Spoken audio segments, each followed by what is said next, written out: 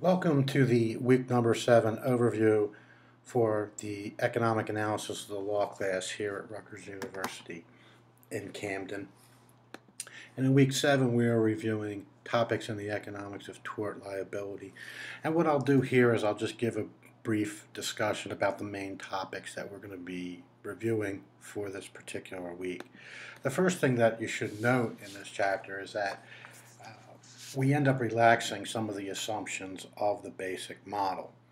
So there were some very simplifying assumptions that occurred. For example, that there was no insurance, and that was a simplifying assumption that we made. Realize that, for example, we had assumed that there was no insurance, and that the text, as the text explains, this turns out not to be a distorting assumption.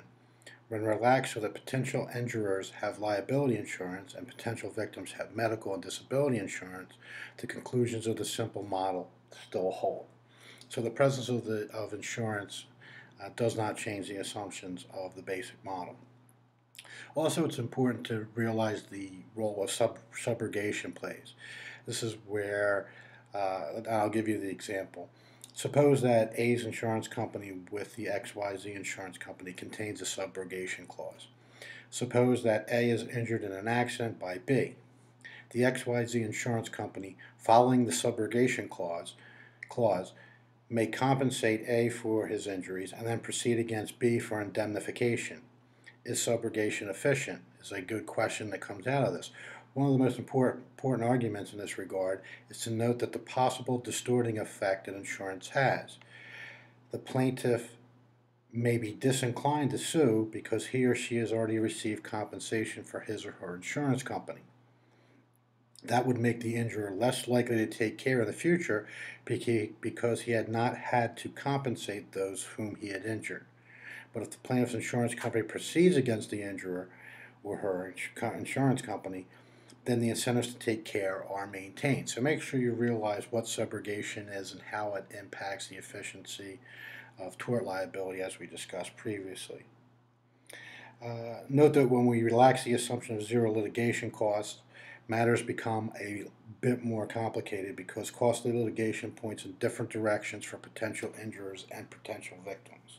So make sure you realize that if we relax the assumption of zero litigation costs, that it impacts injurers and victims differently. So this may impact the efficiency of the outcome that actually occurs.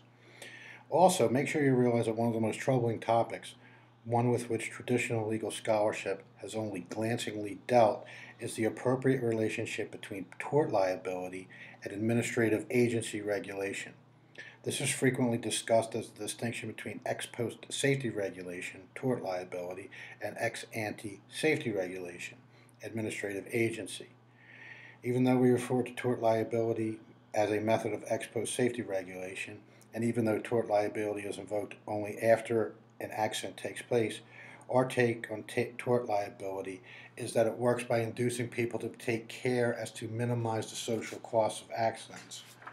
One of the puzzling aspects of this view, if we were to try to measure it empirically, is we would be eager to measure the accidents that did not happen, whereas the only evidence we've got is on accidents that did take place. Also realize there is no clear settled learning on the subject of the appropriate relationship between tort liability and administrative agency regulation. Among legal scholars, there seems to be an unspoken feeling that whatever else the tort liability system does, it does not necessarily induce precaution against accidents. So make sure you're aware of that understanding of most of the scholars. But realize that there are also problems with administrative agency regulation of safety. Administrative agencies are part of the political process, and so politics may taint the ability of the administrative agencies to accomplish their social goals. For example, it is often alleged that agencies are sometimes captured by those they seek to regulate. So make sure you're comfortable with that notion there. Realize that this capture can be subtle or blatant. If it's subtle, it could be Just be that the regulators and regulated industries become familiar with and deferential to one another. For instance, the regulated industries could be the principal source of information for the agency, and if the agency comes to believe in the completeness and accuracy of the information provided to them, they may defer to the regulated industries on many more matters than those having to do with information submission. So make sure you're aware of that. Also, the chapter discusses the computation of damages, and this is a short section. The text discusses the risk equivalence method of computation and a particular method of computing punitive damages. There are several excellent discussion topics surrounding the issue of computing damages. So this would have to deal with, for example, the Exxon Valdez disaster, etc. And realize that there are some damages in that disaster to clearly identifiable interests, such as resort owners and commercial fishermen, but there were substantial injuries to the environment, i.e. to wildlife populations, scenery, and the amenity of public beaches, and so on. Because those interests are not easily represented in a civil action, there needs to be some clever way of saying to it what wrongdoers face these non-market damages. The technique that is gaining the most currency for computing damages for non-market valuations is contingent valuation. The technique involves sophisticated methods of discovering the price people would be willing to attach to non-traded resources such as air quality and scenic views.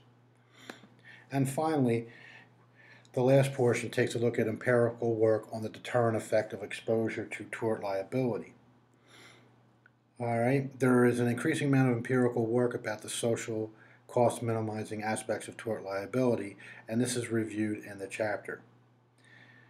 Just realize there are some grave problems that exist in doing empirical work designed to demonstrate the deterrent effect of tort law.